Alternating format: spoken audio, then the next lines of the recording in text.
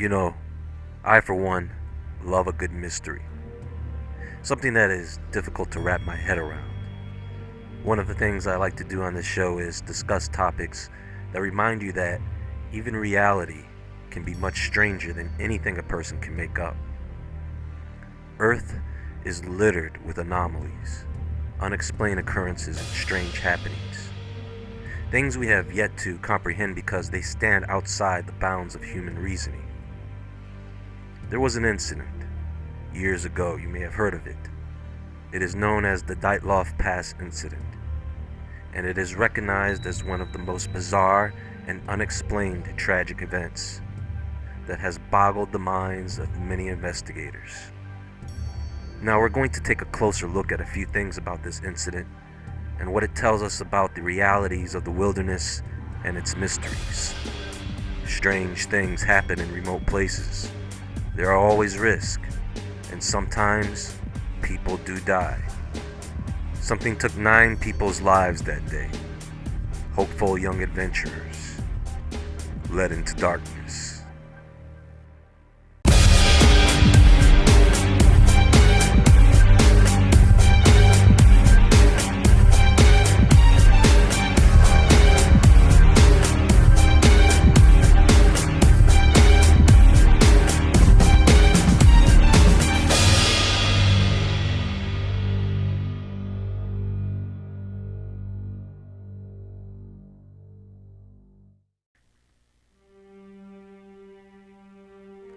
So what we have here is not so complicated.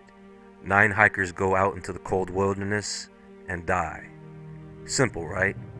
No surprises there until someone describes to you the scene. But let me take it back for you, just for a moment, as I do believe character development is important here. Now this is the Ural Mountains, Russia. It is the physiographic boundary between Europe and Asia, extending from the north to the south, up to the northwestern tip of Kazakhstan.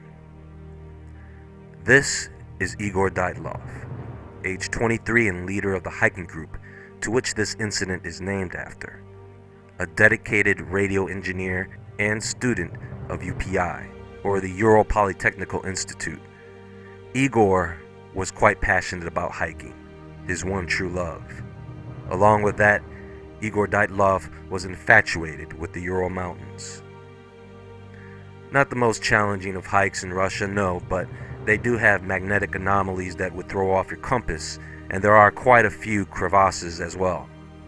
Along with that, there is a place between 2 mountain peaks where there is a consistent wind tunnel, a place where the indigenous people, or the Mansi, warned never to go.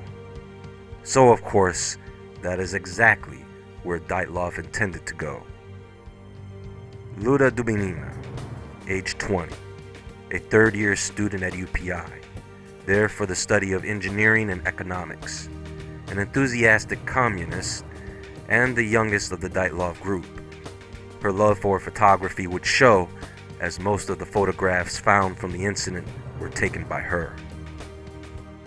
Zina Komolgorova, age 22, a fourth-year student at UPI, there to study radio engineering. She was known for being energetic and charismatic. People were easily drawn to her, especially children. She was very much into following the path of Igor Dyatlov when it came to the love of hiking, and would be seen with Igor quite often. Yuri Doroshenko, age 21, the tallest of the group, also a student of radio engineering at UPI.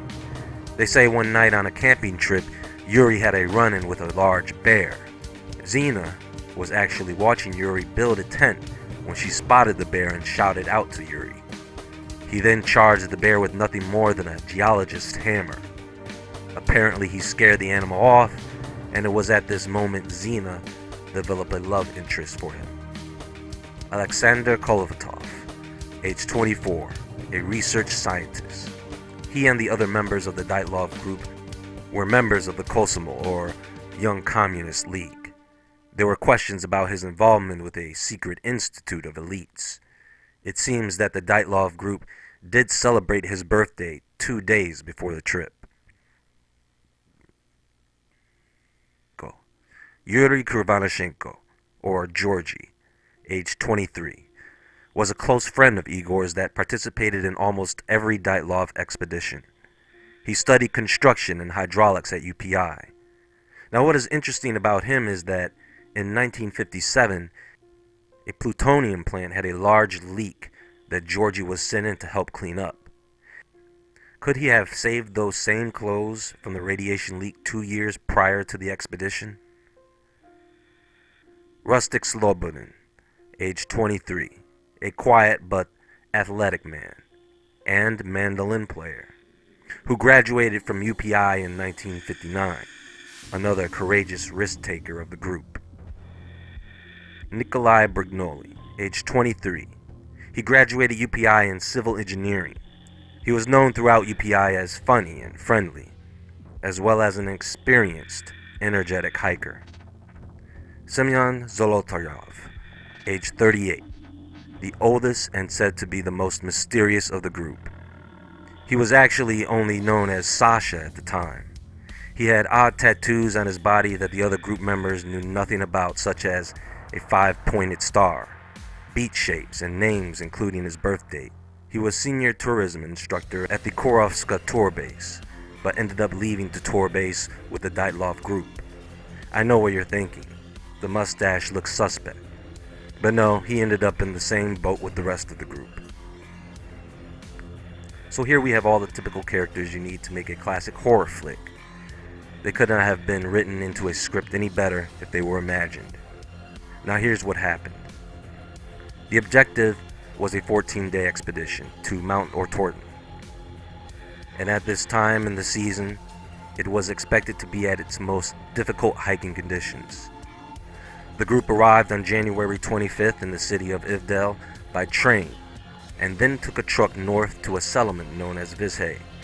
On January 27th, they would begin their hike north towards Ortorton. However, there was a 10th member of the group, Yuri Yudin, who fell ill the very next day and had to turn back, leaving us with a 9-member group.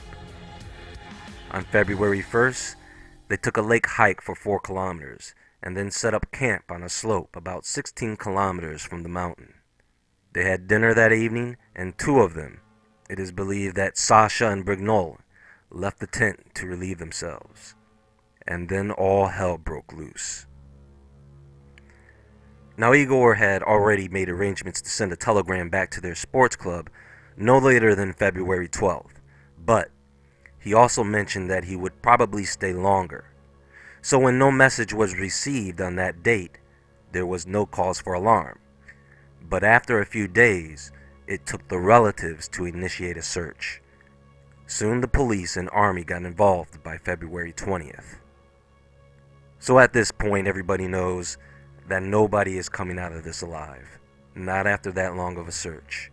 And it took them up until February 26th to find the remains of the tent, damaged and half torn down, with all the group's belongings and shoes left behind. Also, the tent was cut open from the inside. Their tracks were accounted for outside the tent, about 8 or 9 people wearing socks. They led down to the edge of the woods and disappeared due to snow cover. At the edge of the woods, there is a large cedar, what appeared to be the remains of a campfire, and the first 2 bodies of the group, Yuri and Georgie. They were found only in their underwear and no shoes. After investigation, they discovered that they had attempted to climb the cedar as branches had been broken off up above them. Evidence also indicates that the bodies may have been turned over after death. Don't worry, it gets even stranger from here. The next day, about 300 meters from the cedar, right between that and the tent, they found Igor. Then they found Zina, about 630 meters from the cedar. 6 days later, they found Rustic, 480 meters from the cedar. They were found in poses that suggest that they may have been heading back for the tent, and the examiners concluded that the cause of death was hypothermia. However, Rustic did have a small fracture in his skull. The scene was coming together, but it would be 2 months before finding the remaining 4 bodies. And on May 5th, in a ravine deeper into the woods, under 4 meters of snow, were the remaining 4 group members. Now apparently, because the 4 were better dressed, they were swapping clothing to keep each other warm. Now check this out. Brignoli had a major skull fracture. Luda and Sasha both had chest fractures, something you would get in a car crash, but they had no external visible signs of injury. I'll say that again. A bunch of broken bones, but no bruises. Not only that, but Luda was missing her tongue. Now they were able to dig a den and lay it down with branches, but they were found outside of it. Also, I should mention that 2 pairs of pants and 2 sweaters were found to be radioactive, as some of the clothing from the bodies that were discovered underneath the cedar tree were taken there and placed on the branches. So this is the basic story that you will get when watching any presentation on this subject. Let me give you a few more details of what was found so that you have a better understanding of just how bizarre this truly is. So they found both Yuri and Georgie under a tree. Cause of death, hypothermia. They then found Igor, Zena, and Rustic. Cause of death, hypothermia. But Rustic also had swelling on multiple parts of his body, a fractured skull, and scratches on his face and arms. The 4 people they found in the ravine, let me tell you, Luda had major chest fractures.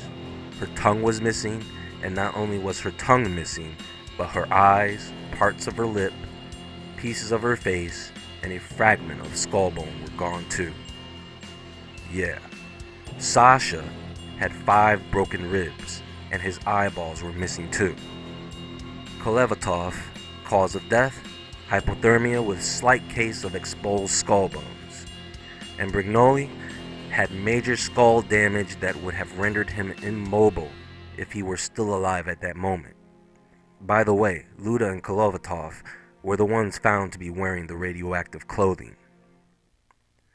Now, since this incident, there have been a series of theories to explain what happened. KGB agents, a UFO, ball lightning, a Yeti, secret rocket launches, teleportation, infrasound, secret weapon experimentation, shrooms, an avalanche, which nobody really thinks it was an avalanche, and the list goes on. The avalanche theory just doesn't hold up. There was no indication nor enough snow cover to support the claim, even if it were a small avalanche. Besides, an avalanche doesn't remove eyeballs. And I know what you're thinking. It was probably some animal then, right? One that has a taste for frozen eyeballs and tongue. Maybe it was a Yeti. It is interesting that this photo was one of the photos found at the scene. Is it one of the group members? If not, who or what is this a photo of? Here's a clue. It's blurry. Remember, folks, all pictures of the paranormal or cryptic beings come blurry as a standard. Every other picture is crystal clear, but when it comes to the picture of the Yeti and UFO, no. There is holy land there of the native Mansi tribe, and it is a site for paranormal activity. There are theories about this being the fault of the government. I have to say, the scene definitely does suggest that many things were tampered with before the bodies were found. Maybe a military accident that was covered up and made to look like a natural disaster. Only humans could be so sloppy.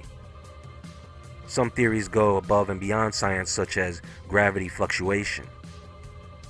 Now, I don't believe it was an avalanche. I don't believe it was a storm. They would have been better prepared for that. No, something caused them to leave that tent suddenly, without shoes, mind you, in the snow. What scares you that much? That 9 people can't exit the tent without a couple of people grabbing a pair of boots in their hand. They did cut themselves out of the tent. There is an extreme lack of evidence pointing to anything natural happening here. It is almost as if evidence has been removed. Maybe this is the dirty work of other humans, moving things around, mutilating bodies, just to confuse investigators. Will we ever know the real story? the truth to these 9 hikers' deaths. There are many more details regarding this incident that continue to show the bizarre nature of this event. I am really interested to know what you think. What is your theory? It is not uncommon for people to die in the wilderness, and it is not uncommon for people to die in the wilderness under mysterious circumstances. People go missing by the thousands each year in the wilderness. Some just disappear. This was a group of experienced hikers, they say, educated. And I am not against backpacking, hiking, or camping, but if any of you have anything to learn from this, never follow a life-risking 23-year-old into the Russian mountains, to a place they have never been before, especially unarmed. You don't follow them into caves, you don't follow them out to sea, you don't follow them into jungles. Have you ever seen The Green Inferno? Yeah. All jokes aside, there have been other events in those parts and many more occurrences of this nature in other parts of the world. And many of these events are probably due to evil forces that can work outside of our comprehension. And then you end up with scenes like Dyatlov Pass. It is the new year, folks, and we have a lot to talk about. I thought I'd get the juices flowing with a good true mystery. I hope this year will be a blessing for you all, and at the very least, an awakening for many.